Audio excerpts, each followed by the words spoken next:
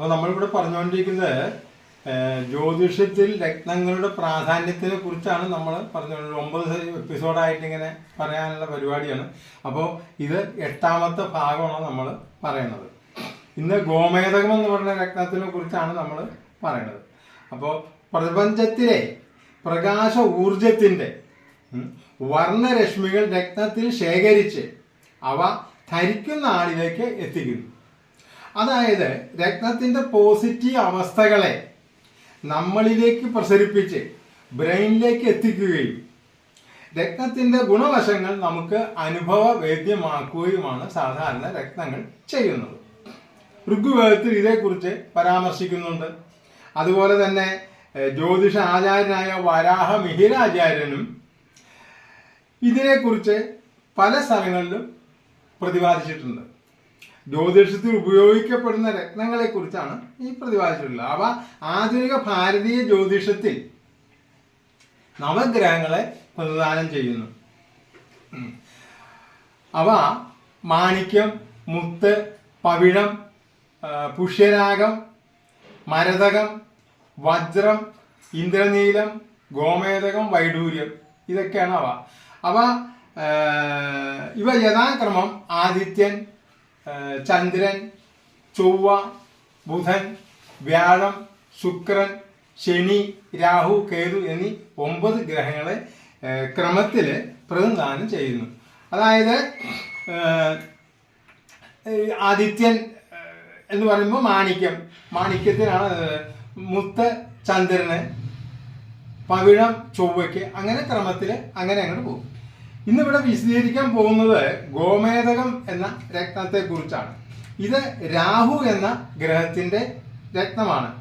ഗോമേതകത്തിന് ഇംഗ്ലീഷിൽ സിർക്കോൺ എന്നാണ് പേര്. മനസ്സിലായില്ലേ? സിർക്കോൺ എന്നാണ് പേര്. ഇവ പല നിറത്തിലും ലഭിക്കുന്നുണ്ട്. എന്നാൽ തേനിന്റെ നിറമുള്ളതും ഗോമൂത്രത്തിന്റെ നിറമുള്ളതുമായ ഗോമേതകമാണ് ഏറ്റവും നല്ലതായി അറിയപ്പെടുന്നത്.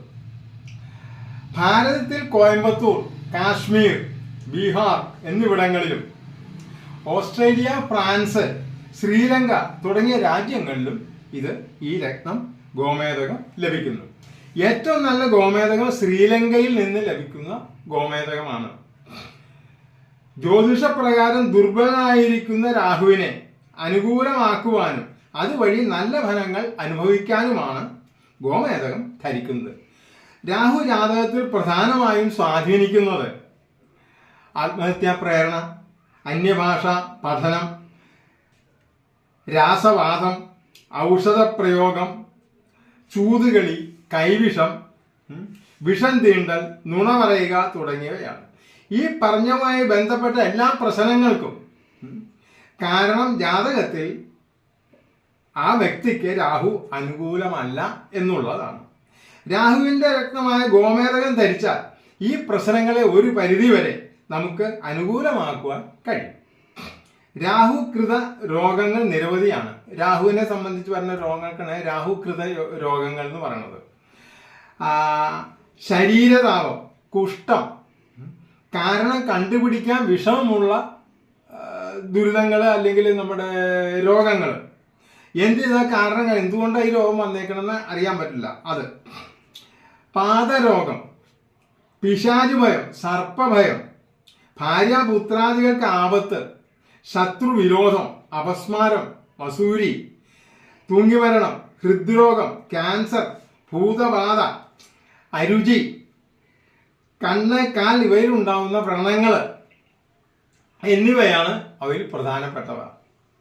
ഈ രോഗങ്ങൾക്ക് പ്രതിവിധിയായും ഈ രോഗാവസ്ഥകൾ ഉണ്ടാകാതിരിക്കാനും ഗോമേതകം എന്ന രത്നം ശരീരത്തിൽ അണിയുന്നത് ഉത്തമമായിരിക്കും.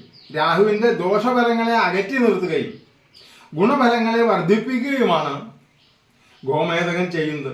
ശുദ്ധമായ ഗോമേതകം ധരിച്ചാൽ ശത്രുക്കളിൽ നിന്നുള്ള സുരക്ഷ, ആരോഗ്യം, ധനം എന്നിവ ഉണ്ടാവുകയും രോഗശാന്തി അനുഭവപ്പെടുകയും ചെയ്യും.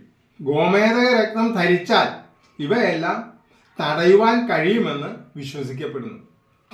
ആയുർവേദത്തിൽ പല പ്രകാരത്തിലും മരുന്നുകൾക്ക് ഗോമേതകം ഉപയോഗിച്ചു വരുന്നു. രത്നങ്ങളെക്കുറിച്ച് കൂടുതൽ അറിയുവാനും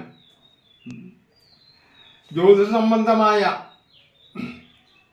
എല്ലാ സംശയങ്ങൾക്കും ഉപദേശങ്ങൾക്കും പ്രതിവിധികൾക്കും ദുരിത പരിഹാരങ്ങൾക്കും ഞങ്ങളുടെ ഈ നമ്പറിൽ ബന്ധപ്പെടാവുന്നതാണ്. ഞങ്ങളുടെ ഈ ചാനൽ മുഴുവനായി കാണാനും ഇതുവരെ സബ്സ്ക്രൈബ് ചെയ്തിട്ടില്ലെങ്കിൽ സബ്സ്ക്രൈബ് ചെയ്യാനും ലൈക്ക് ചെയ്യാനും കമൻറ്റ് ചെയ്യാനും ഷെയർ ചെയ്യാനും ഞങ്ങൾ നിങ്ങളോട് വിനീതമായി അഭ്യർത്ഥിക്കുന്നു. നമസ്തേ.